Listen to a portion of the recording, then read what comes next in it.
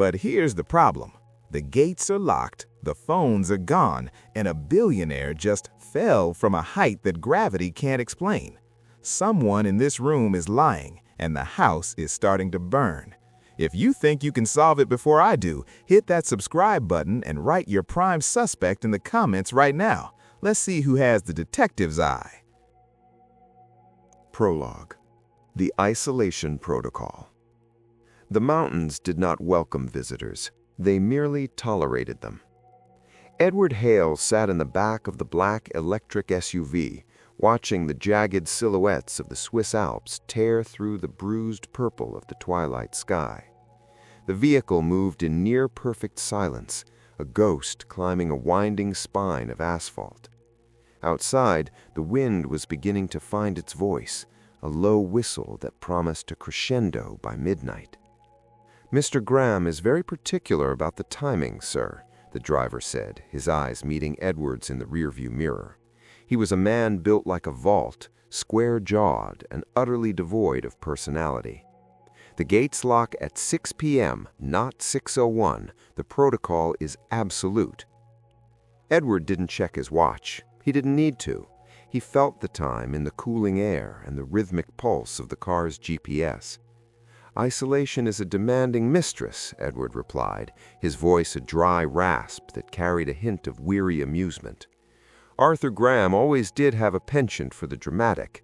I assume the digital detox is already in effect?" "For the staff, yes. For the family, the collection happens in the foyer." The collection. It sounded like a tax or a biological sampling. In a way, it was both. They rounded the final bend, and the eagle's nest came into view. It was not a house in any traditional sense. It was a brutalist masterpiece of glass, steel, and reinforced concrete, cantilevered over a 1,000-foot drop like a predator waiting to strike. It looked less like a home and more like a fortress designed by someone who hated the world but loved the view. As the SUV crossed the threshold of the perimeter sensors, a soft ping echoed from Edward's pocket. His smartphone screen flickered one last time, a notification of a missed call from London, a news headline about a falling market, and then the signal bars vanished, replaced by a cold gray X. The car stopped. The heavy steel doors of the integrated garage hissed shut behind them, sealing out the mountain air. Edward stepped out. The air in the garage smelled of ozone and expensive floor wax. Standing by the elevator was a woman who looked like she had been carved from the same granite as the mountain, Clara, Arthur's eldest daughter. She wore a cashmere sweater the color of a winter cloud and an expression that suggested she had just smelled something faintly unpleasant. "Edward," she said, extending a hand that was precisely as cold as he expected. "My father said you'd be the last to arrive. He's obsessed with the purity of the experiment this year."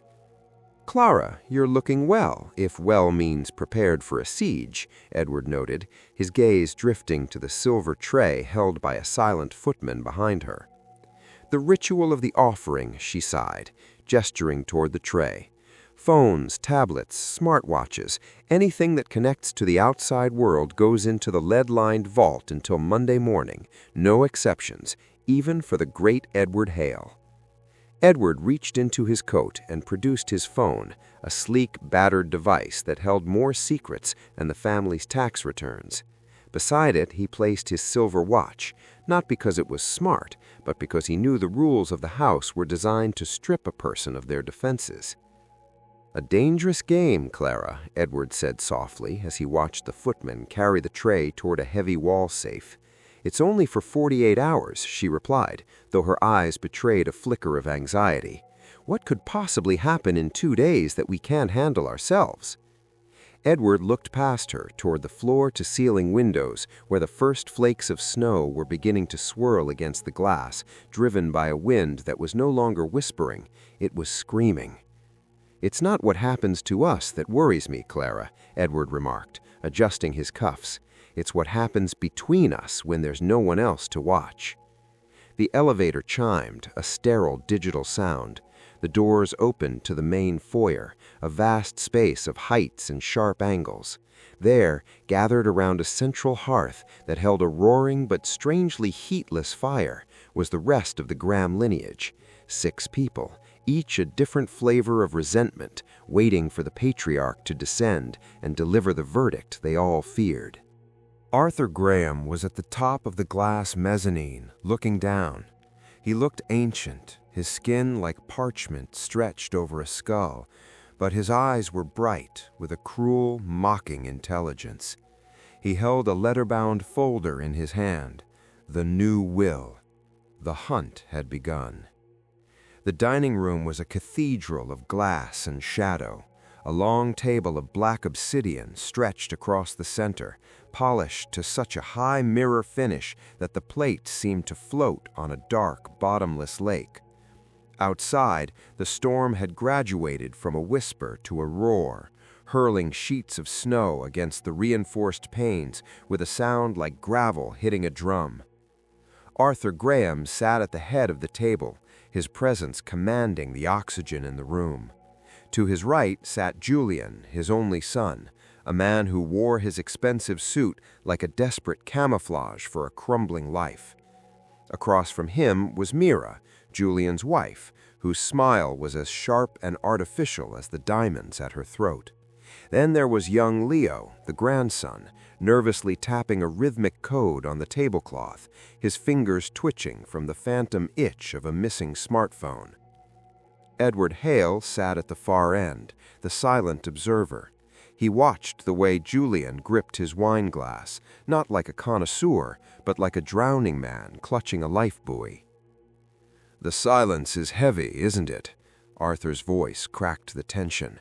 He didn't look at his food. He looked at his family, his eyes dancing with a malicious spark. No notifications to distract you, no market tickers to hide behind, just us and the truth.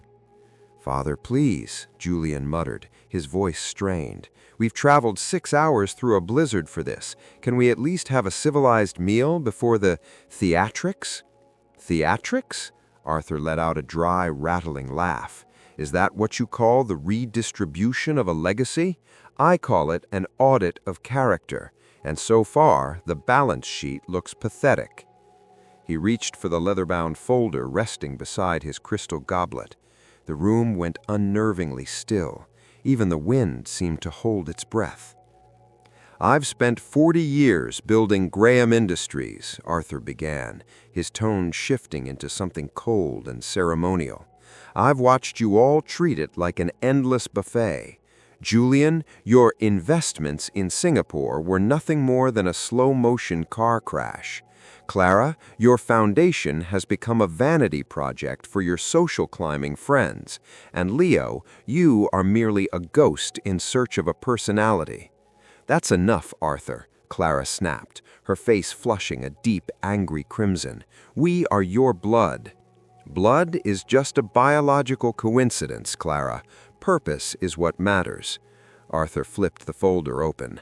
"I've amended my will. As of midnight, the Graham Trust will be dissolved. The entirety of the estate, the holdings, the real estate, the intellectual property will be transferred to the Clean Mind Initiative, a foundation dedicated to the very thing you all lack: focus." The silence that followed was not the peaceful quiet of the mountains. It was the silence of a bomb's fuse burning down to the final millimeter. Julian's glass hit the obsidian table with a sharp clack. "You're joking. You're senile. We'll contest it. We'll have you declared unfit before the ink is dry." "The ink is already dry, Julian," Edward Hale spoke up, his voice calm and melodic against the rising storm. "And knowing your father, the psychiatric evaluations proving his absolute sanity were filed 3 weeks ago. He doesn't make mistakes of that nature." Arthur smirked at Edward. "Hale is the only one here who understands the beauty of a closed system. You see, the storm outside isn't just weather, it's a border. For the next 48 hours, there is no law, no lawyers, and no outside world. There is only my decision." Arthur stood up, his frail frame trembling with a sudden surge of adrenaline. He took a sip of his wine, his eyes scanning their faces, recording their shock, their fury, their dawning realization of poverty. "I'm going to my study. I suggest you use this time to reflect on your futures, or perhaps for once in your lives, try to earn your keep." He turned, leaning heavily on his silver-headed cane, and began the long walk toward the mezzanine stairs. His silhouette was framed by a flash of lightning that turned the world outside a violent, electric blue. "He won't do it," Mira whispered, her voice trembling. "He's already broken us," Leo said, looking at his empty hands. Edward Hale watched the old man disappear into the shadows of the upper floor. He noticed something the others were too blinded by rage to see. Arthur Graham hadn't just delivered a verdict, he had invited a challenge. As Edward looked down at the table, he saw a single drop of red wine on the black surface. It looked like blood on ice. The stage was set, the players were desperate, and the lights in the grand foyer flickered once, twice, before the backup generators groaned into life, humming a low funeral tune. Chapter 1. Gravity and Lies. The night did not pass. It loomed. In the eagle's nest, silence was not the absence of sound, but a heavy, pressurized thing that pushed against the eardrums. Edward Hale lay awake in his guest suite, his eyes tracing the geometric patterns of shadow on the ceiling. He hadn't bothered to undress. He knew the anatomy of a house filled with desperate people, and this house was screaming without making a sound. Then, at 3:14 a.m., the architecture spoke. It was a dull, heavy thud, the sound of organic matter meeting inorganic resistance. It wasn't the sharp crack of a gunshot or the melodic shatter of glass. It was the sound of finality, a meat-heavy whoomp that vibrated through the floorboards and died instantly. Edward was moving before the echoes vanished. He stepped into the hallway, his movements fluid and economical. The emergency lights, pale, ghostly strips of LED along the baseboards, cast long, distorted shadows. Doors began to click open. Faces appeared in the gloom, pale and indistinct like drowned souls.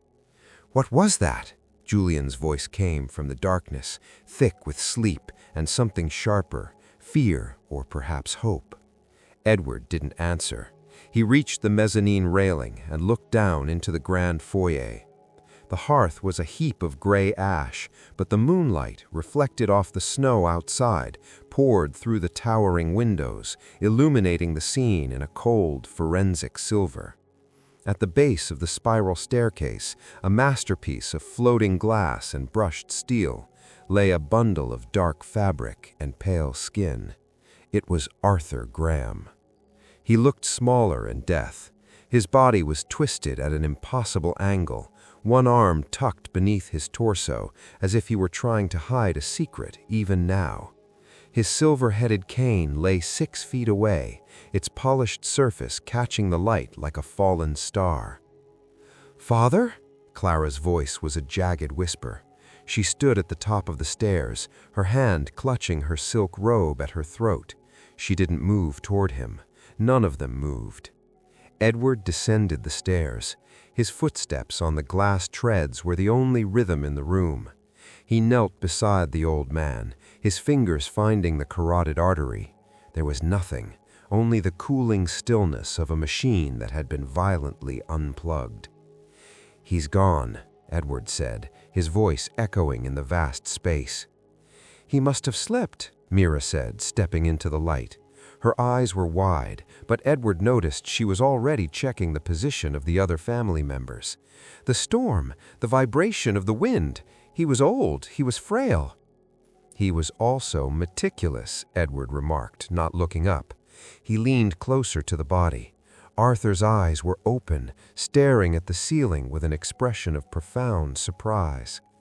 Edward stood up and looked back up the staircase. The height was significant, nearly 30 feet. A fall from the top would be lethal for a man of Arthur's age, but gravity was a predictable force. It didn't account for the way the body had landed, nearly 4 feet from the natural trajectory of a simple trip. "Someone call the police," Leo stammered, his hands shaking. "The emergency line. Use the house phone." "The phones are in the vault, Julian," Julian snapped, though his gaze was fixed on the leather-bound folder that had fallen just a few inches from his father's outstretched hand. "The landline. There's a unit in the library." "Save your breath, Julian," Edward said, his voice cutting through the rising panic. He walked toward the wall where the primary communication hub was located. He didn't need to open the panel to know what he would find, but he did it anyway for the sake of the audience. The fiber optic cables had been severed, not frayed by the wind, not damaged by the storm, but sliced with surgical precision. "We are officially in a vacuum," Edward announced, turning back to the room of heirs. "No phones, no internet, and the emergency uplink has been physically compromised. The gates are locked by a digital timer that won't reset for another 36 hours, and the storm outside would kill a man in 10 minutes. He looked at each of them in turn, the son, the daughter-in-law, the grandson. Arthur Graham wanted a weekend of silence, Edward said, his eyes hardening. It seems someone decided to make that silence permanent. And since no one has entered or left this fortress since 6 p.m., we have to accept a very uncomfortable reality. Edward picked up the silver-headed cane, holding it by the tip. We are trapped in a house with a dead billionaire and a very patient killer, and I suggest no one touches anything. Gravity may have finished the job, but it was human intent that started the fall. The wind shrieked against the glass, and for the first time the heatless fire of the eagle's nest felt truly cold. The family stood like statues carved from ice, watching Edward Hale move. He didn't look like a man investigating a tragedy. He looked like a mathematician correcting a flawed equation. "Stand back," Edward commanded, his voice barely above a whisper, yet it carried to every corner of the foyer. "Clara, stay by the hearth. Julian, move toward the window. I want to see the space between you." He knelt again, but this time he didn't look at Arthur. He looked at the stairs. The spiral structure was a marvel of engineering, glass treads that seemed to hover in the air, supported by a central spine of brushed titanium. "The human body is a predictable projectile, Julian," Edward began, pulling a small ultraviolet penlight from his inner pocket, a tool he never traveled without. "When a man of your height and weight slips, his center of gravity dictates a very specific tumble. He should have hit the 3rd tread from the bottom, bounced, and slumped near the base." Edward shone the light on the glass steps. The blue beam danced over the pristine surfaces. "But your father didn't tumble. He flew." Edward pointed the beam at the 4th step from the top. "Look at the dust patterns, or rather, the lack of them." He stood up and began to climb, his eyes inches from the glass. The family watched, huddled together now, the initial shock beginning to ferment into a toxic brew of suspicion. Arthur was wearing leather-soled slippers, elegant, expensive, and notoriously treacherous on polished surfaces, perfect for an accident. However, he stopped at the very top of the stairs. A man who knows he is walking on ice walks with caution. He grips the railing. He feels for the edge. Edward shone the light on the titanium handrail. A set of smeared prints appeared, Arthur's. They were cramped, the fingers digging in hard. He was terrified before he fell, Edward noted, not because he slipped, but because he saw someone, or someones. Edward reached the landing and knelt. He moved the light slowly over the dark granite floor of the upper hallway. Suddenly he stopped. The blue light hit something nearly invisible to the naked eye, a thin, translucent residue no larger than a coin.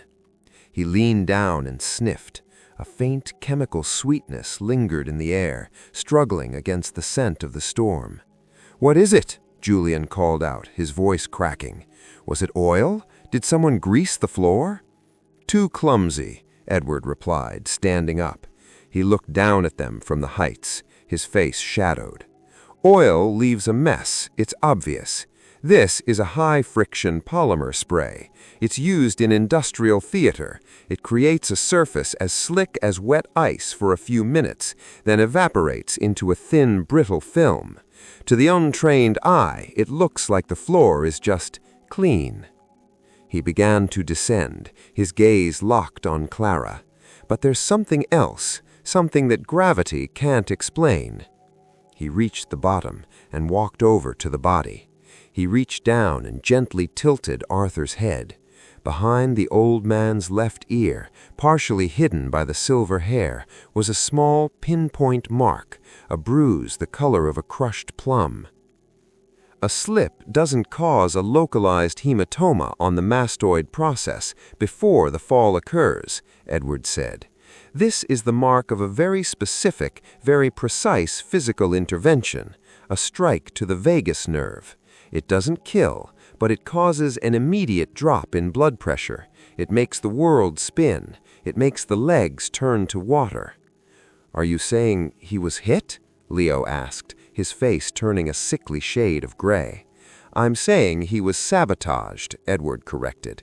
"Someone stood behind him in the dark. They applied the polymer to the threshold of the stairs. They waited for him to step out of his study, and then they gave him a gentle, professional tap behind the ear. He didn't just fall, Leo. He was launched into a void he couldn't see coming." Edward turned to the leather folder lying on the floor. He didn't pick it up. Instead, he looked at the family. "The will was the bait. This house is the trap. And the polymer—" Edward's eyes scanned their hands, their sleeves, their pockets. "The polymer is still on someone's fingers. It takes hours to wash off without the proper solvent. And since we have no running hot water due to the generator's glitch in the pump system." A sudden, sharp, metallic sound echoed through the room, the sound of the kitchen door swinging shut. Edward didn't run. He simply sighed, a sound of profound disappointment. And so the second act begins. The sound of the kitchen door was a punctuation mark in a sentence no one wanted to finish. "Stay here," Edward said, though it wasn't a request. "If anyone moves from the line of sight of this hearth, I will assume they are heading toward a confession." He didn't run toward the kitchen. Edward Hale knew that in a house designed by a paranoid billionaire, every exit was a potential bottleneck. He walked to the library annex, a small glass-walled room that housed the primary communication hub. He had seen the severed fiber optics earlier, but now he needed to see the way they were severed. He pulled back the sleek titanium panel. The interior of the hub was a graveyard of copper and glass. "Beautiful," Edward whispered to himself. The wires hadn't been hacked or torn. They had been cauterized. A high-heat thermal cutter had melted the connections into useless lumps of slag. This wasn't a crime of passion committed with a kitchen knife. This was a technical execution. The person who did this knew the exact layout of the house's nervous system. Edward returned to the foyer. The family hadn't moved, but the emotional geometry had shifted. Julian and Mira were whispering harshly, their heads bowed together. Clara stood alone, staring at her father's body with a look of detached calculation. Leo was trembling, his eyes darting toward the darkness of the upper hallways. "The communication hub wasn't just damaged," Edward announced, reclaiming the center of the room. "It was surgically removed. The person who killed Arthur didn't just want him dead tonight. They wanted us silent until the storm passes. They've turned the eagle's nest into a tomb with a 48-hour lock." "So what now?" Julian snapped, his voice echoing too loudly. "We sit here and wait for the police to find 7 bodies instead of 1? If someone killed him for the money, they're not going to stop with him, are they? The money is a ghost, Julian, Edward replied, pacing the obsidian floor. The will was changed. If Arthur died tonight, the charity gets everything. Unless the new will disappears before it's filed, Clara finished, her voice flat. She looked at the leather folder on the floor. The police don't know it exists, only we do, and Edward. The room grew several degrees colder. Every pair of eyes turned toward the leather folder, and then, inevitably, toward Edward Hale. It's a tempting thought, isn't it? Destroy the folder, return to the old will, and suddenly everyone is a billionaire again. The only problem is the man lying at the base of the stairs. He's a witness who won't stop pointing at his killer. "I was in my room," Leo suddenly burst out, his voice cracking. "I was trying to sleep. I couldn't check my messages, so I was just lying there. Ask anyone." In a house where the walls are soundproofed and everyone is behind a closed door, "I was in my room" is a universal truth and a universal lie. However, I noticed something when we all came out. Julian, you were wearing your shoes, fully laced. Mira, your hair was perfectly pinned. Clara, you were in a silk robe, yet you aren't shivering despite the failure of the central heating. He stopped in front of them, his presence like a looming shadow. "And you, Leo," he leaned in, his voice dropping to a terrifyingly soft register. "But there is a faint rectangular tan line on your palm that only appears when someone spends 6 hours a day gripping a smartphone. And right now, there's a slight blue light strain in your left eye that suggests you weren't looking at the dark, you were looking at a screen." "But the phones are in the vault," Leo gasped. "The official phones are in the vault, but a boy like you doesn't go into digital detox without a backup. You were on a second device, which means you might have been awake, you might have seen the hallway, or perhaps you were the one who cut the wires to ensure no one else could go online." "I didn't." "We will see," Edward said, turning his back on them to look at the storm. The polymer on the stairs, the thermal cutter in the hub, and the secret phone in the dark. The truth in this house isn't hidden, it's just waiting for the lights to turn back on. But until then, we have a long night ahead of us, and I suggest we move the body. It's rude to discuss a man's inheritance while he's still listening. As they began to move, Edward noticed a faint smear of gray ash on the back of Julian's sleeve. The hearth had been cold for hours, yet someone had been reaching into the soot. The first chapter of the night was over. The hunt had truly begun. Chapter 2. 6 Shadows. The library was a tomb of expensive paper and dead wisdom. Rows of leather-bound books climbed the walls like dark ivy, reaching toward a ceiling of carved oak. Edward Hale sat behind the massive mahogany desk, a single green-shaded lamp casting a pool of sickly light over the surface. Outside, the storm had reached a fever pitch, the wind wailing through the cantilevered beams of the house like a choir of the damned. "Come in, Julian," Edward said, without looking up from the charred remains of the communication hub cables he had placed on the desk.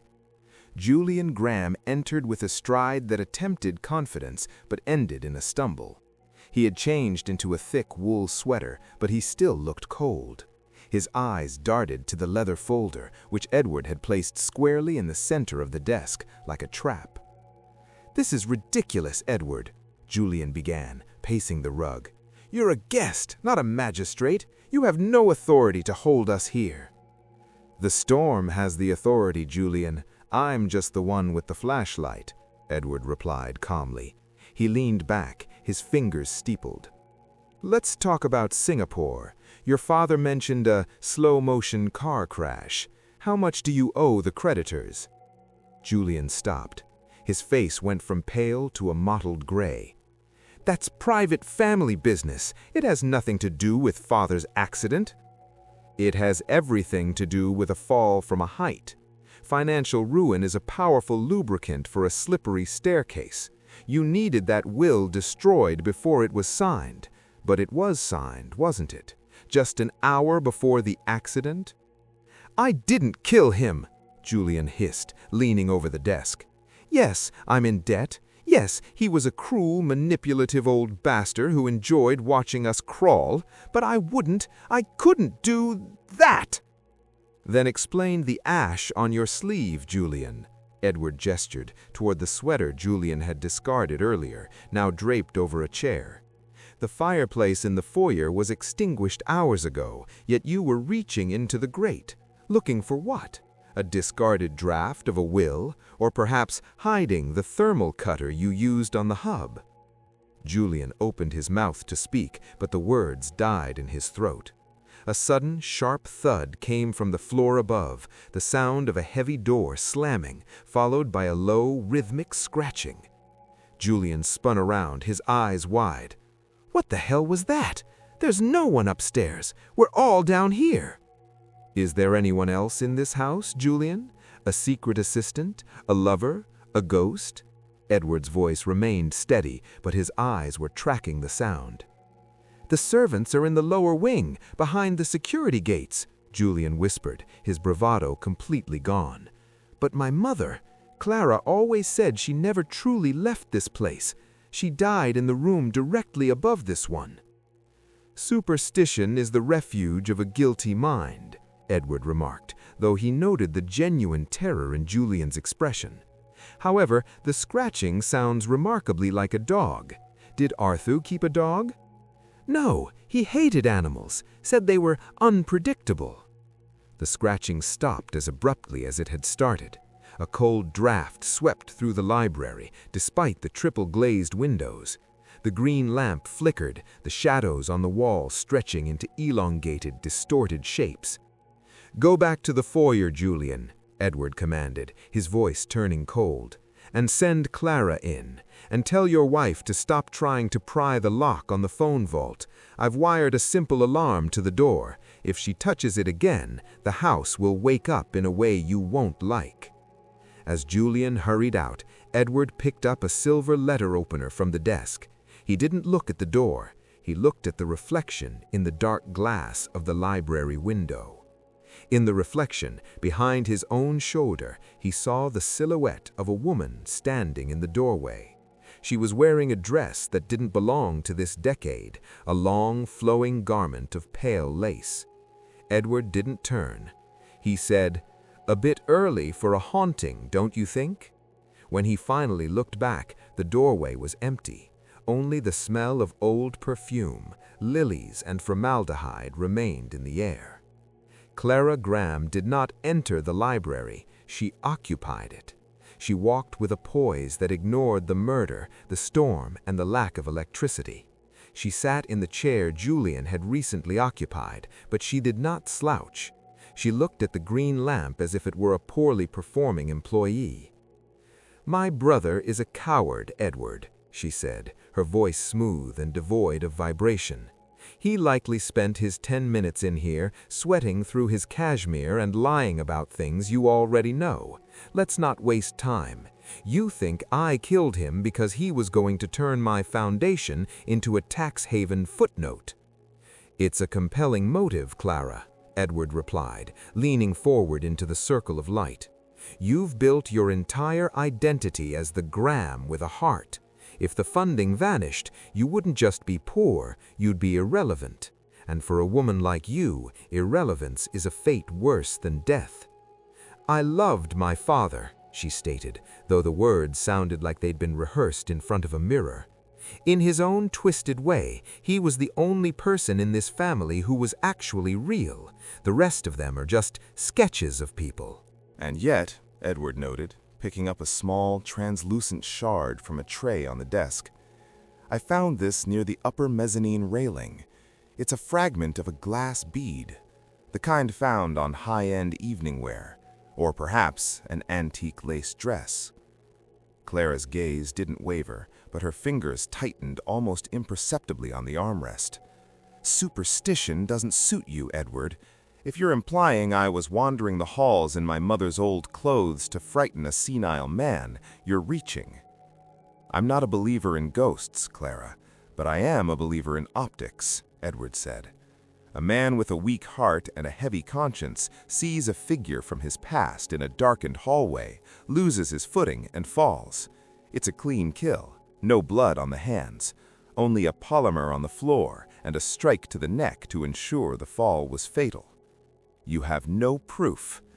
Not yet, Edward admitted. But tell me, Clara, if you loved him so much, why did you check your watch the moment I declared him dead? Not out of grief, but as if you were noting the time for a legal filing. Before she could answer, the library's heavy oak doors groaned.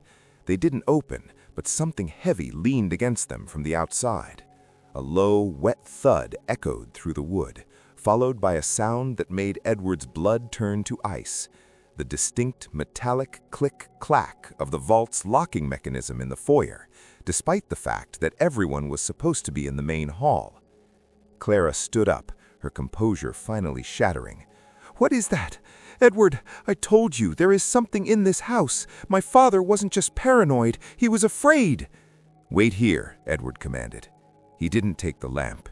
He moved into the foyer in total darkness, his feet remembering the layout of the furniture. The air was thick with the scent of ozone and that cloying sweet smell of lilies again. He reached the phone vault. The lead-lined door was standing wide open. The silver tray was empty. The collection, the phones, the tablets, the watches, was gone. Edward looked toward the grand staircase. In the pale moonlight, he saw a trail of wet footprints leading from the vault up the stairs and disappearing into the shadows of the mezzanine. They weren't shoe prints. They were the marks of bare, oversized feet, and the water was slightly tinted with something dark. "Edward," Mira's voice came from the hearth. She and Leo were huddled together, staring at the open vault. "We heard the click. Someone was just here. They were tall, and they didn't have a face." Edward knelt by the first footprint. He dipped a finger into the liquid and brought it to his nose. It wasn't just water from the storm. It was salt water, brine. The ghost has a physical form, it seems, and it's remarkably interested in our technology. He looked up at the mezzanine. For a split second, a pale hand gripped the glass railing, a hand with long, yellowed nails, before vanishing back into the dark. "Leo," Edward called out, not looking away from the stairs. "That backup phone you were using, give it to me, now, before whatever is upstairs decided it wants yours too." Leo Graham looked as though he wanted to dissolve into the upholstery of the sofa. Under Edward's unrelenting stare, the boy reached into the lining of his designer hoodie and pulled out a slim, black device, a prototype smartphone with no branding. "I wasn't doing anything wrong, Edward." Leo's voice jumped an octave. I can't be off-grid, Edward. My crypto farm, the neural net trading bots, if I don't monitor the pings, I lose everything." "Hand it over, Leo, before the brine spirit upstairs decides you're the next target," Edward said, extending a gloved hand. Edward took the device. The screen was warm. He navigated through the encrypted layers with a speed that suggested he had spent significant time studying the habits of digital addicts. He ignored the trading charts and went straight to the local cache. "You weren't just checking your stocks, were you?"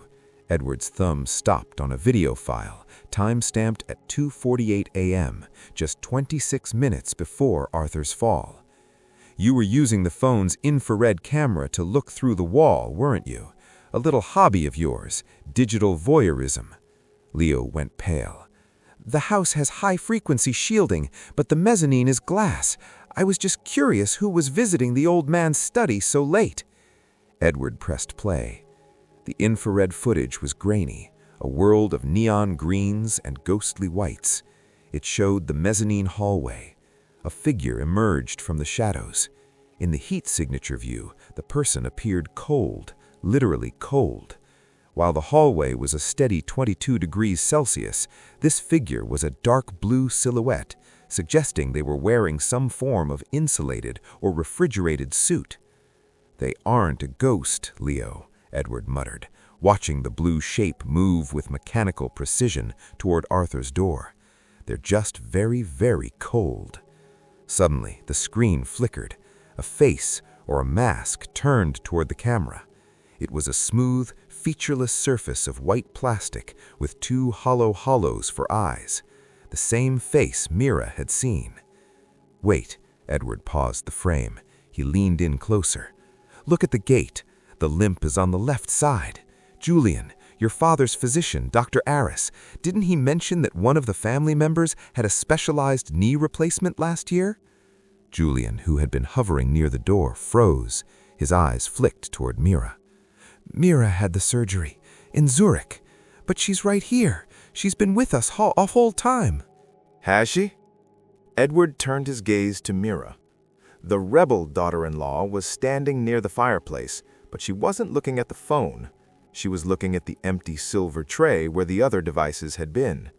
A strange, twisted smile touched her lips, an expression that didn't belong on the face of a grieving relative. "The brine," Edward said, the pieces of the puzzle clicking into place with a terrifying resonance. "It wasn't from the sea. Brine is used in high-end cooling systems for server rooms. This house isn't just a home, is it? Arthur Graham wasn't building a foundation for clean minds. He was building a massive underground data vault, and the Clean Mind Initiative was a front for something much darker, a way to erase the digital footprints of the world's elite." A sudden, violent tremor shook the floor, not from the storm, but from deep beneath the house. A low, mechanical hum began to vibrate through the obsidian floor, growing louder, more aggressive. "The cooling system is failing," Edward realized, his eyes widening. Whoever killed Arthur didn't just want the will, they wanted to trigger a catastrophic thermal event. They're going to burn the evidence of 1,000 crimes, and us along with it. The lights in the foyer turned a blood red. A synthesized voice, calm and feminine, echoed from the hidden speakers. "Thermal protocol initiated. Sealing upper and lower exits. Oxygen suppression in 60 seconds. "Edward!" Clara screamed, clutching his arm. "What do we do?"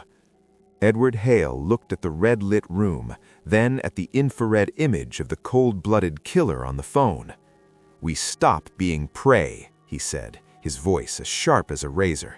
"Leo, give me the override code you used for your trading bot.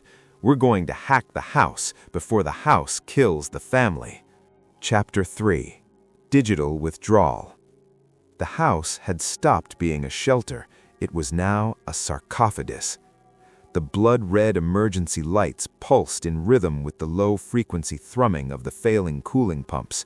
The air was already thinning, taking on a metallic, sterile taste as the oxygen suppression system began its silent work.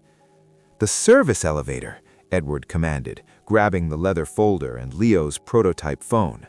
"The main stairs are a chimney now. If the thermal event triggers, the heat will rise straight to the mezzanine. We need to go down, to the heart of the machine." "You want us to go toward the fire?" Julian yelled, his composure completely evaporated. He was clutching his chest, his breathing ragged. "I want you to go toward the control room," Edward snapped, shoving Julian toward the service door. "Unless you prefer to stay here and be vacuum-sealed in cashmere." They moved as a frantic, disorganized pack. Clara held on to Leo, whose fingers were still twitching in a phantom search for a keypad. Mira followed at the rear, her limp more pronounced now, her eyes fixed on the back of Edward's head with a cold, unreadable intensity. The service elevator was a cramped cage of brushed steel. As it descended, the temperature began to climb. 18 degrees Celsius, 22 degrees Celsius, 26 degrees Celsius. "Why would Father build this?" Clara whispered, wiping sweat from her brow. "He didn't lie, Clara," Edward said, watching the floor indicator skip past the G and into B1, B2, B3. "He wanted you to disconnect from the world so he could connect to its secrets." This isn't a mountain house, it's a tombstone for the 21st century. Your father wasn't just a billionaire, he was the world's most expensive janitor. He scrubbed the digital stains of people who couldn't afford to be seen. The doors hissed open at level B4. The scene was nightmarish. Rows upon rows of server racks stretched into the gloom, their cooling fans spinning at desperate speeds. White vapor, the brine-cooled exhaust, snaked across the floor like the breath of a dying beast. In the center of the hall stood a glass-walled command center, illuminated by the flickering orange glow of 100 warning screens. "Look!" Leo pointed. Near the main terminal, a figure was moving. It was the white-masked silhouette from the infrared footage. But they weren't destroying the servers. They were plugging a series of devices, the stolen phones from the vault, into a central bridge. "The collection," Edward muttered. "They didn't steal them to stop us from calling for help. They stole them because the family's devices are the biometric keys to the encryption." Arthur was smart, but he was sentimental. He used his children's unique digital signatures as part of the master password. "Stop!" Julian screamed, charging toward the glass room. "Give it back! Give us our lives back!" The figure in the white mask didn't flinch. They turned slowly, holding a compact, high-pressure industrial sprayer, the source of the polymer from the stairs. "Julian, wait!" Edward shouted, but it was too late. The figure squeezed the trigger. A jet of clear, viscous liquid coated the floor in front of Julian. His shoes lost all purchase instantly. He went down hard, his head striking the edge of a server rack with a sickening crack. He lay still, a pool of dark blood beginning to mingle with the white brine vapor. The masked figure didn't look at Julian. They looked directly at Edward, and then, with a deliberate, haunting gesture, they reached for the edge of the mask. "Wait!" Clara gasped, her voice trembling. That height! That movement!" The mask came away. Underneath was not Mira. It was a face they all knew, yet one they had ignored for 20 years. It was Elias Rowe, the silent footman who had met Edward at the garage. But his eyes weren't the eyes of a servant. They were the eyes of a man who had finally finished a very long, very difficult book. "Mr. Hale," Elias said, his voice smooth and educated, a total contrast to his silent persona. "I've admired your work for years. It's a shame you arrived on the final edit." Elias Rowe stood amidst the humming servers like a dark conductor. The white mask lay on the console, a discarded shell. Despite the rising heat, he looked perfectly cool, his movements precise and devoid of the frantic energy that had consumed the Graham family. "The footman," Edward said, stepping over the threshold of the glass command center, keeping his hands visible. "A classic choice, Elias. The man who holds the door is the man who sees everyone enter, but is seen by no one." "It's more than a role, Mr. Hale. It's a vantage point," Elias replied, his fingers dancing across the master terminal. On the screens behind him, progress bars were eating through terabytes of encrypted data. Arthur Graham didn't just hoard secrets, he held the world hostage. These servers contain the leverage that keeps the great and good in power. I'm not here to steal the wealth, I'm here to delete the leverage. "And the murder?" Edward gestured toward the elevator, where Julian lay slumped and Arthur sat cooling in the foyer above. "The final edit was worth the blood of an old man?" "Arthur was the author of this misery," Elias said, finally looking Edward in the eye. "He was going to transfer this archive to the Clean Mind Foundation, which is just a rebranding of his own greed. He wasn't going to destroy the data, he was going to sell it to the highest bidder. I simply ensured the auction was canceled." "By launching him off a mezzanine?" Edward noted, a bit blunt for a man of your technical refinement. "Gravity is the only truly honest force in this house, Edward. Everything else is a lie. The brine you smelled? It's part of the fire suppression bypass. I've rerouted the coolant. In 7 minutes, the core temperature of these processors will reach critical mass. The resulting electrical fire will be absolute. No recovery, no survivors to tell the wrong story. Clara let out a choked sob. You're going to kill us for a bunch of files? My father's children? We didn't even know this existed. That is exactly why you are expendable, Clara, Elias said without malice. Ignorance isn't innocence, it's just a lack of data. Edward moved slowly, his eyes scanning the console. He wasn't looking at Elias, he was looking at the way the stolen devices were bridged. The prototype phone Leo had given him was still in his pocket, vibrating. Ping, ping, ping. You made one mistake, Elias. Edward's voice dropped into that calm, dangerous register that usually preceded a revelation. You relied on the family's official biometrics. You assumed that by gathering the devices from the vault, you had all the keys. Elias paused, his brow furrowing. I have the daughter, the son, and the wife. Their retinal scans and thumbprints are embedded in the hardware. But you don't have the ghost, Elias. Edward pulled Leo's prototype from his pocket. Leo isn't just a digital addict, Elias. He's a prodigy of circumvention. He didn't just use this phone to watch the hallway. He used it to mirror the master server's heartbeat. Every second your progress bar moves, it's sending a copy of the encryption key to this device. Edward held up the phone. If this phone leaves this room, your absolute erasure becomes a public broadcast.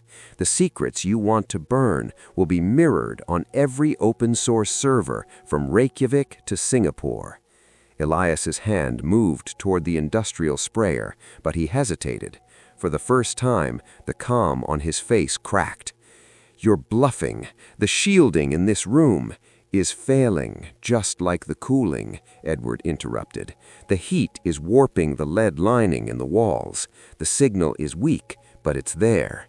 One press of a button, Elias, and I leak the world's sins. Is that the legacy you wanted? To become the man who accidentally shouted the secrets he meant to whisper? The room groaned. A server rack at the far end of the hall erupted in a spray of orange sparks. The temperature hit 42 degrees. The oxygen suppression alarm began a high-pitched, rhythmic scream. Give me the phone, Elias, Elias hissed, stepping forward. Fix the cooling, Edward countered. Unlock the gates, we walk out, the data burns, and the Clean Mind Initiative dies with Arthur. But if we die, the world sees everything. Choose your ending, Elias. Are you a martyr or a whistleblower?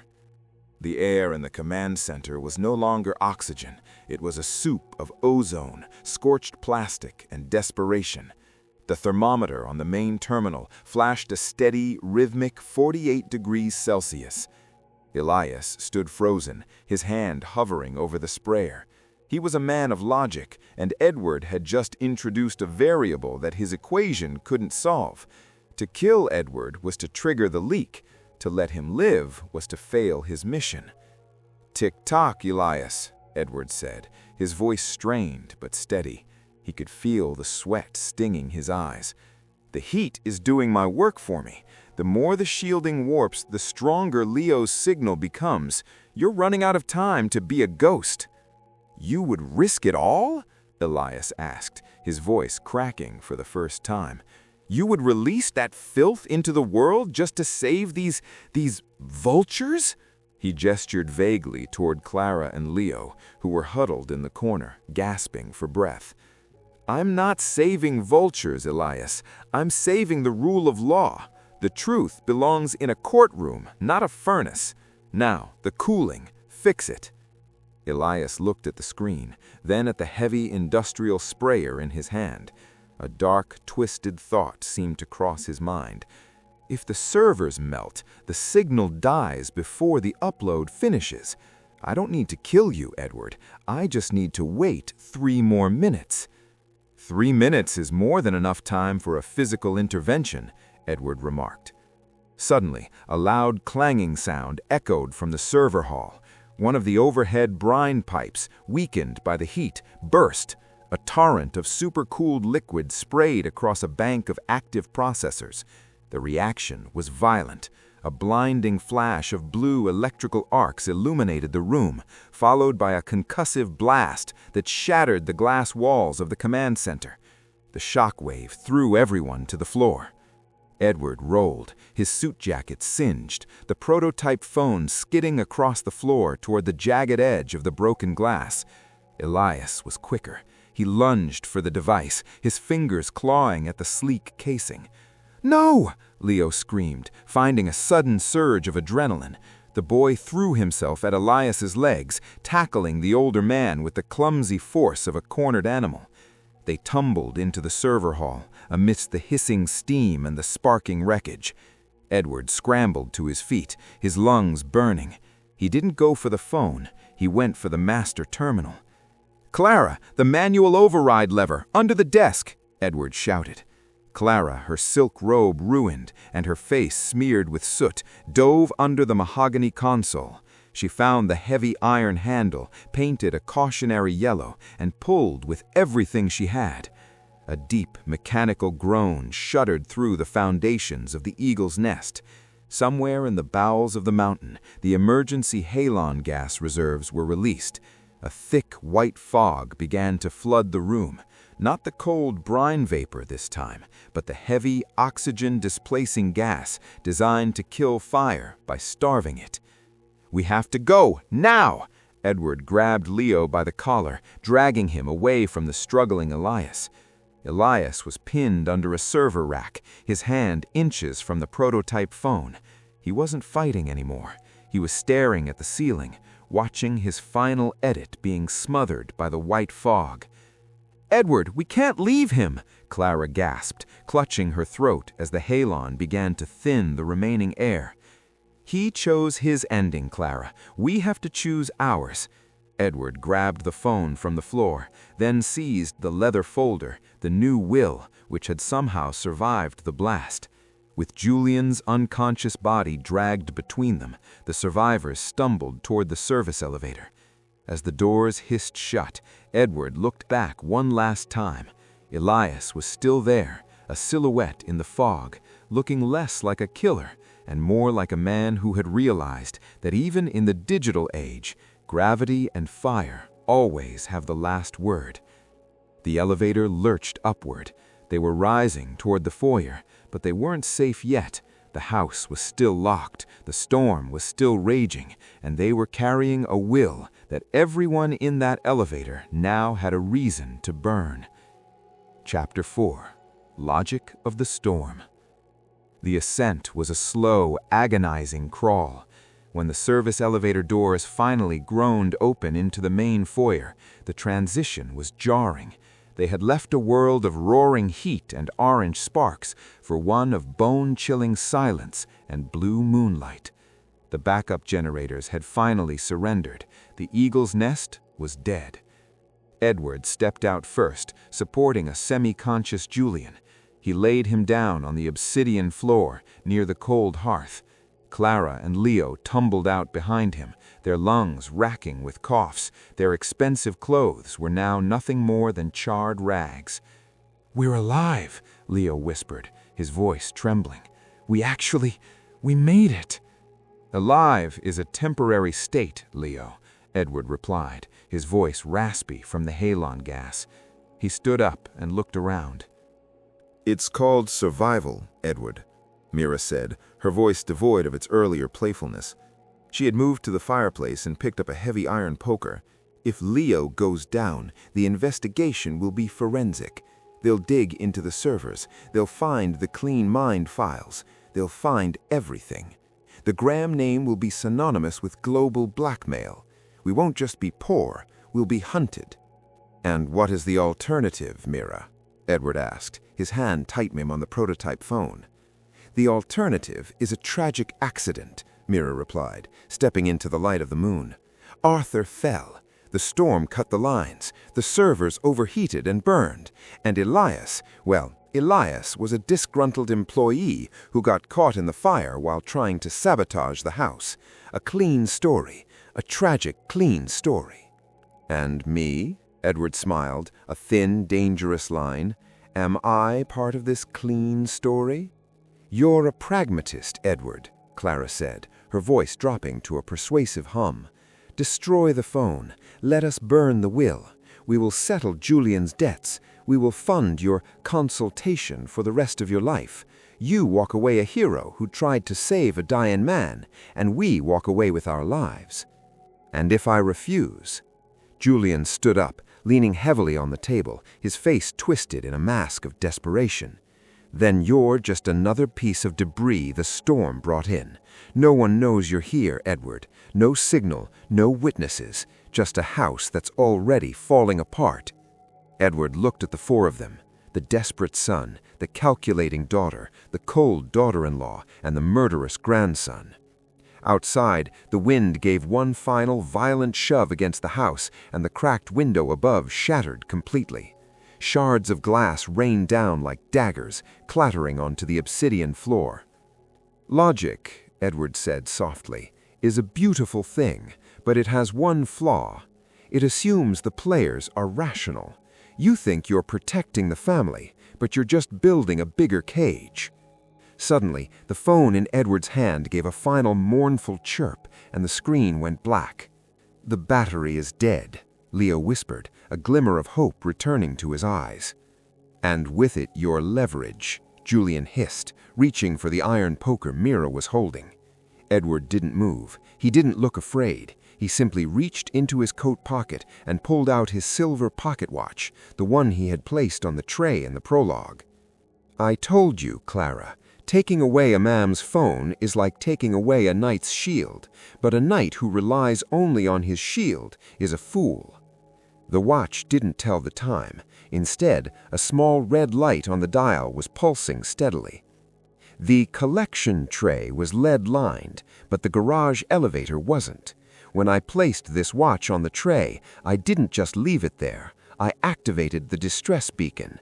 It doesn't need a cell tower. It's a satellite uplink. The Swiss Alpine Rescue and a very private security firm have had my coordinates since the moment the vault door closed. He looked at the shattered window. Far off in the valley, through the swirling white chaos of the storm, a single flickering red light appeared, then another. The rhythmic thwump-thwump of heavy-duty rotors began to throb through the mountain air. The storm is breaking, and the adults have arrived. The sound of the rotors was no longer a distant hope. It was a physical vibration that rattled the shards of glass on the floor. The red rescue lights swept across the snowy peaks like the eyes of an approaching god. 10 minutes, Edward said, his voice projecting over the rising gale. Perhaps 12. The wind is still treacherous, but those are heavy-lift helicopters. They don't turn back for a little snow. Julian's face was a map of raw, unfiltered panic. He gripped the iron poker so hard his knuckles turned white. We can't let them land. If they find Hale with that phone and the will, if they find Father like this... Julian, stop! Clara shouted, but it was a half-hearted plea. She was looking at the leather folder on the table, her mind still weighing the cost of the Graham name against the cost of a soul. No, Julian hissed, stepping toward Edward. We don't need a clean story. We just need a messy one. A fight between the investigator and the thief. A struggle in the dark. Edward Hale, the brilliant detective, killed by the traitorous footman Elias before help could arrive. "You're going to kill me in front of your son and your wife?" Edward asked, not moving an inch. He looked at Julian with a pity that was more insulting than any blow. "You don't have the stomach for it, Julian. You couldn't even stand to look at your father's body when we came up." "I have enough stomach to save my life," Julian lunged.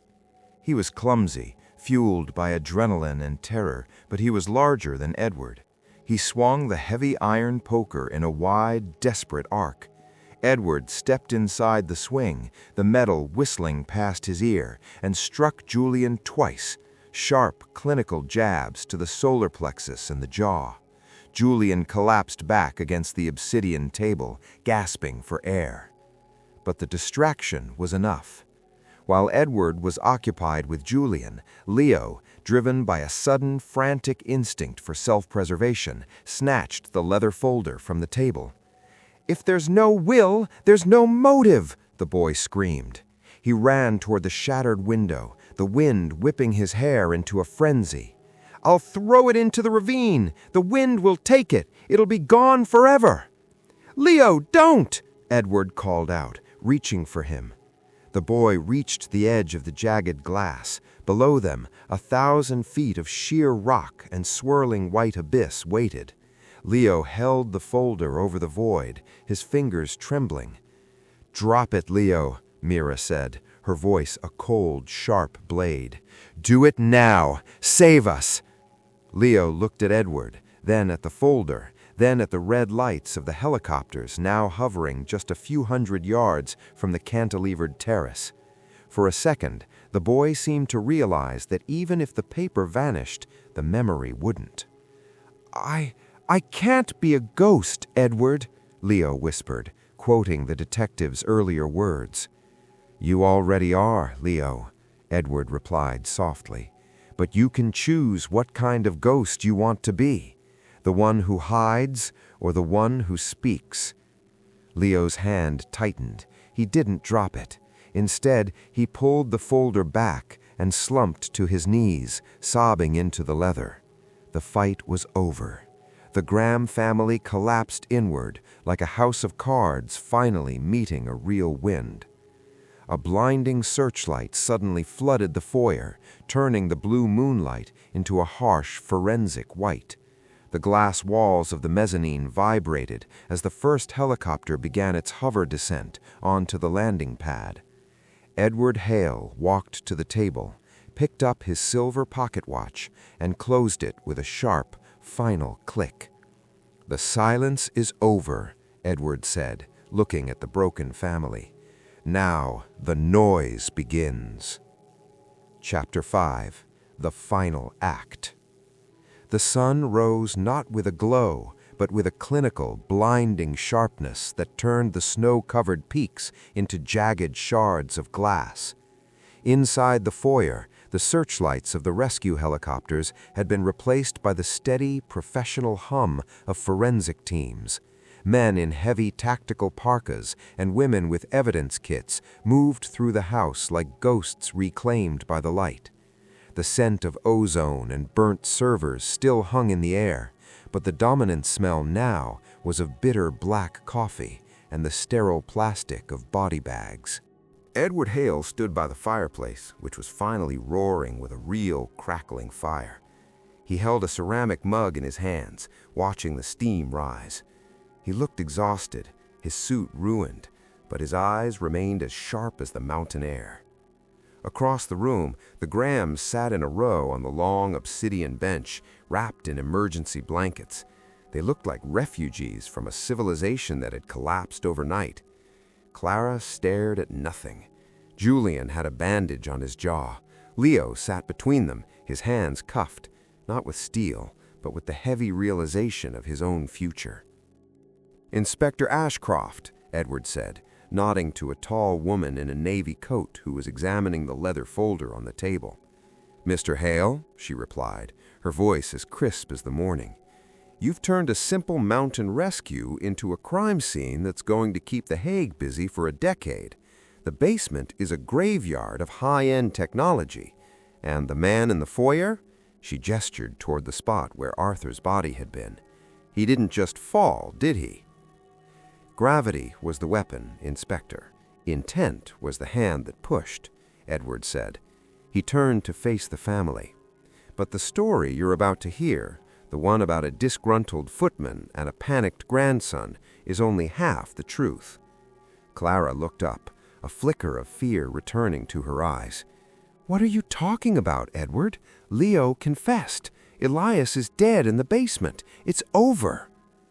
"In a house built on secrets, Clara, nothing is ever truly over until the foundation is inspected," Edward replied. He walked over to the table and picked up a small, transparent evidence bag. Inside was the silver letter opener he had used in the library. Elias Rowe was an idealist. He wanted to delete the data to save the world from blackmail. Leo was a pragmatist. He wanted to save his digital empire. But there was a third player, someone who knew that the Clean Mind initiative wasn't just about data, it was about erasure. Edward looked at Mira, who sat at the end of the bench, her expression unreadable. You mentioned earlier, Mira, that the Graham name would be synonymous with blackmail if the servers were found, but you weren't worried about the family name. You were worried about a specific file, one that Arthur had retrieved from the Singapore servers just weeks ago. Julian frowned, looking at his wife. Singapore? What does Mira have to do with my debts in Singapore? Nothing to do with your debts, Julian. Everything to do with your marriage, Edward said. Arthur didn't invite you all here just to disinherit you. He invited you to expose you. He knew Mira wasn't just a rebel daughter-in-law. She was a plant, an industrial spy who had been funneling Graham Industries' intellectual property to competitors for years. Mira laughed, a dry, hollow sound. That's a beautiful theory, Edward, but where's the proof? The servers are melted. The servers are melted, yes, Edward admitted, but as I told Elias, Leo's prototype phone was mirroring the master heartbeat, and while Leo was focused on the Clean Mind files, I was looking at the communication logs between the mezzanine study and a private server in Zurich. The logs were sent after the cooling system was sabotaged. Edward held up the silver watch. This watch didn't just send a distress beacon, it acted as a relay. While we were in the basement, I wasn't just hacking the house, I was intercepting the outgoing burst. He turned to the inspector. You'll find that the person who actually triggered the thermal protocol wasn't Elias. Elias wanted the data gone, but he didn't want to die. The protocol was triggered remotely from a device that was never in the vault, a device Mira kept hidden in the lining of her orthopedic knee brace, the same one that gave her that distinctive limp on the infrared footage. Mira's face finally broke, the mask of the grieving wife shattered, revealing a cold, predatory vacuum. The architecture of the evening was perfect, Edward noted, his voice dropping to a whisper. Leo provided the opportunity, Elias provided the distraction, but Mira provided the end. She was the one who ensured no one would ever see the file that proved she had betrayed the man she was supposed to love. The silence that followed Edward's revelation was different from the silence of the storm. It was the silence of a vacuum, the sound of 4 lives being hollowed out in real time. Inspector Ashcroft made a slight gesture with her hand. 2 officers moved toward Mira. She didn't struggle. She didn't even look at Julian. She simply stood up, the metallic click of her knee brace echoing on the floor, and allowed the cuffs to be snapped around her wrists. Her eyes were fixed on the sunrise, as if she were already calculating her defense in a courtroom that hadn't been built yet. Mira? Julian's voice was a broken rasp. He looked at his wife, the woman he had defended just an hour ago, as if she were a stranger who had just stepped out of the shadows. All this time? Singapore? The competitors? You were the one? Oh, grow up, Julian, Mara said, her voice dripping with a sudden venomous clarity. You were a sinking ship when I met you. I was just making sure I had a lifeboat before you hit the bottom. Your father knew. He always knew. He was going to use that file to ruin me tonight, and I wasn't about to let an old man's conscience destroy my career. Take her down to the transport, Ashcroft commanded. As Mira was led away, Julian slumped back onto the bench, burying his face in his hands. He was a man who had lost his father, his fortune, and his wife in a single night. Then there was Leo. The boy looked at Edward, his face streaked with soot and tears. What happens to the data now? The leak, did it happen? No, Leo, Edward said, kneeling down so he was at eye level with the boy. The watch intercepted the burst. The secrets are safe in a police evidence locker now. Whether they ever see the light of day depends on judges and juries, not on fire and gravity. And me? Leo whispered. You made a choice, Leo. You chose to be part of a murder to save a digital world that doesn't exist. Now you have to live in the physical one. It's much colder, and there are no delete buttons. Officers guided Leo toward the door. As he passed Clara, she reached out as if to touch his shoulder, then pulled her hand back, terrified of the stain of his guilt. Clara turned to Edward. She was the only one left standing with any semblance of the Graham dignity, though it was a tattered, pathetic thing. The will, Edward, it's still here. If Mira and Leo are gone, what happens to the estate? Edward picked up the leather folder from the table. He looked at the signature, Arthur Graham, written in a firm, vengeful hand. The will stands, Clara, Edward said, his voice quiet. Arthur's last wish was to see his legacy used for something other than the vanity of his children. Given the events of tonight, I doubt any court in the world will find a reason to overturn it. You aren't billionaires anymore. You're just people with a very expensive house that no longer has any power. Inspector Ashcroft took the folder from Edward. We'll take it from here, Mr. Hale. The Alpine team is ready to fly you back to Geneva. I imagine you'd like to be as far away from this mountain as possible. Distance is a luxury, Inspector, Edward remarked, adjusting his ruined cuffs and picking up his coat. But I think I've had enough silence to last me a lifetime. He walked toward the exit, passing the spot where the silver-headed cane had been found. He stopped for a moment, looking at the broken glass on the floor, reflecting the harsh morning light. The eagle's nest was no longer a fortress, it was a museum of failures. As he stepped out onto the landing pad, the wind, now a gentle breeze, carried the faint scent of pine and fresh snow. The nightmare was over.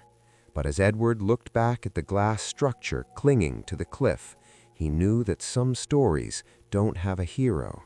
They only have a witness. Epilogue. The signal in the noise. The private jet climbed away from Geneva, cutting through a layer of soft, white clouds that looked nothing like the jagged snow of the peaks. Inside the cabin, the air was warm, smelling of roasted coffee and old leather. Edward Hale sat by the window, his fresh suit a sharp contrast to the bruised, weary man who had stood in the foyer of the Eagle's Nest only hours before. On the small table beside him sat his silver pocket watch and a new smartphone, its screen glowing with 1,000 notifications he had no intention of reading yet. He picked up the watch, clicking it open. The small red light of the distress beacon was dark now, its job finished. "A remarkable night, Edward," a voice said from the seat across the aisle.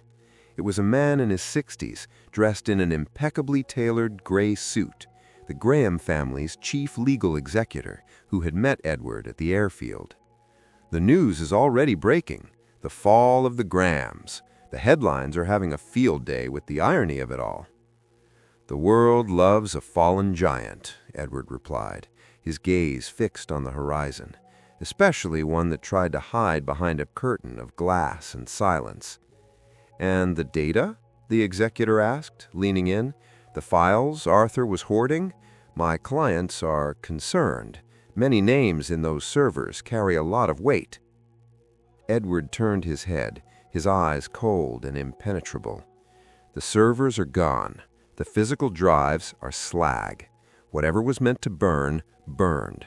But the truth about what happened to Arthur Graham is in the hands of Inspector Ashcroft. As for the secrets of the global elite, they've returned to the noise where they belong." "You didn't keep a copy? On that prototype phone?" Edward smiled, a thin, enigmatic ghost of a smile. He reached into his pocket, pulled out the slim black device Leo had given him, and dropped it into a glass of sparkling water on the table. The screen flickered, hissed, and then went dark forever. "I'm a consultant, not a blackmailer. Arthur Graham thought he could control the world by keeping its sins in a box. He forgot that a box only works if the people inside it don't have their own keys. He died because he treated his family like data points instead of human beings. And human beings, unlike data, have a tendency to bleed when they're pushed. The jet banked toward London, the sun catching the silver wings. "So what now for Edward Hale?" the executor asked.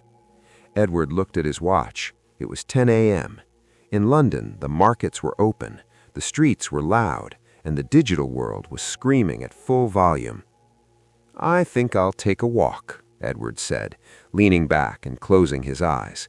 "In a very crowded park, somewhere with a lot of noise, a lot of strangers, and absolutely no silence." He reached out and flipped the Do Not Disturb switch on his new phone. The descent began. The signal was strong, but for the first time in years, Edward Hale wasn't listening. The Graham legacy ended in ashes, but some secrets are better left in the dark. Edward Hale is moving on to his next case, and you won't want to miss where the shadows lead next. If you enjoyed this digital noir, smash that like button and ring the bell to join our investigation squad. Check out the playlist on the screen for more mind-bending mysteries. Until next time, keep your eyes open and your signal secure.